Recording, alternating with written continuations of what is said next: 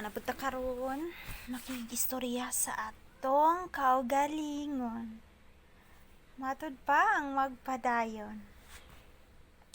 Ang magpadayon kung unsa ang imong nasugdan karon. Ayaw pagtuo nga ang kinabuhi sayon. Apan karon sa akong pagpalayo, akong mahinumduman kung unsa ang akong kagaagi kagahapon.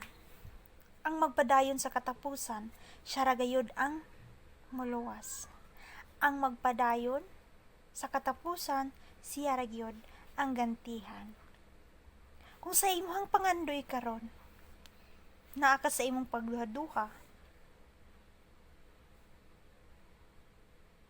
100% nga di jud na nimo matuman sa umaabot nga padayon. Kay kun bagawa man nimo siya gipadayon, ang nindot nimo nga mga plano sa imong kaugalingon, sa imong pamilya, o sa tibok nimong banay nga imong gihigugma. Sa pagkakaron, nipalayo ka tungod kay naa kay plano nga mopadayon kung unsang imong naplano kaniadto nga wala matuman kay tungod sa mga hadlang o tungod sa mga pagsulay nga niabot sa imong kinabuhi. So karon, isip inahan sa akong mga anak sa akong inahan, mupadayon ko kung asa ko taman nining kalibutan.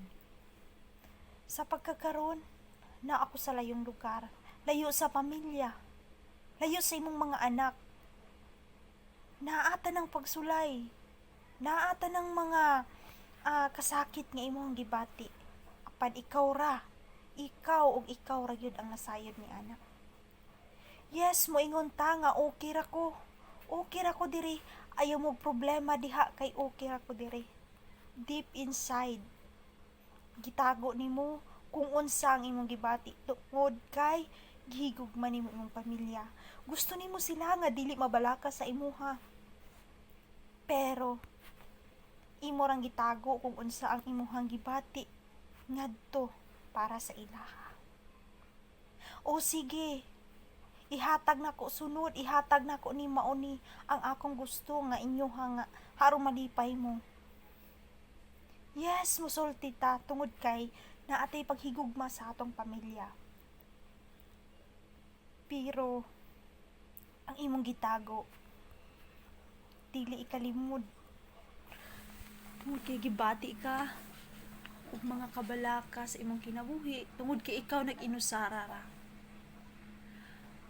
Pero atong hinumduman kanunay, ang pagpadayon sa imong nasugdan nga mga plano, ug tuuhi nga kanang imong plano nga matuman puhon inubanan sa imong pagsalig, pagampo ngadto sa imong Dios nga Amahan. Sa imong pagpalayo, sa akong pagpalayo, parihara. Muingon sila, hayahay ka kay naa ka sa abroad, naa kay trabaho. Yes, hayahay. Aduna man kay mga aduna kay mga pag down nga madungog. Yes, dawata. Sakit man pero mao ang kamatuoran. Ihangad niya, swear na kanang tanan imong gibati mawala ra. So isip inahan sa akong mga anak. Kayahon ako ang pagpalayo tungod nila. Wala lain tungod sa imong pamilya nga makatabang ka. O gusto nimo nga maangkon ang kinabuhing dayon. Yes, dawata ang Dios sa kasing-kasing mo. Aron makabuot nimo ang imong gipangandoy na magpadayon mintras buhi pa ka nining kalibutan. Ug karon ako na jung na-realize nga dili jud lalim nga malayo ka sa imong mga anak, malayo ka sa imong tibuok nga pamilya. Yes, matuman ang imong mga pangandoy kung naalang kay pagsalin sa imong kaugalingon o pagbuhat sa matarong. Bisan dunay mga pagsulay, dawata, kay ang kalipay, lubaw ira, puhon sa imong mga kasub-anan nga naagian. Basta aduna kay pagsalin. So karon ako na yung iabot o akong istorya.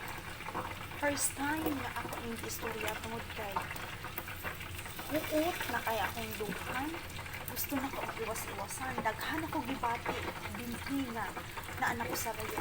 Pero naningkamot ang hapon ko na magpadayon sa akong mga nasundan karon. Wala ko laing pangandoy, maayo lang ang ako ang pamilya nga nasa layo. O unta nga ma-feel food nila kung unsa ang akong gisakripisyo ngadto nila sa pagkakaroon.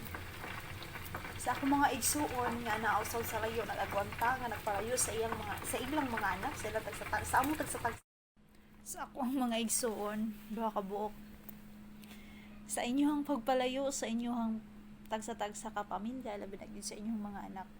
Sis, proud kay ko sa inyo ha. Sa inyong pagsakripisyo ngadto sa inyong mga anak. Ug unta mang hinaot sad ko nga ang inyong mga anak mo bawi ra pud sa inyo hapohon. Mga sis, laban lang. Kaya na to ni. God bless.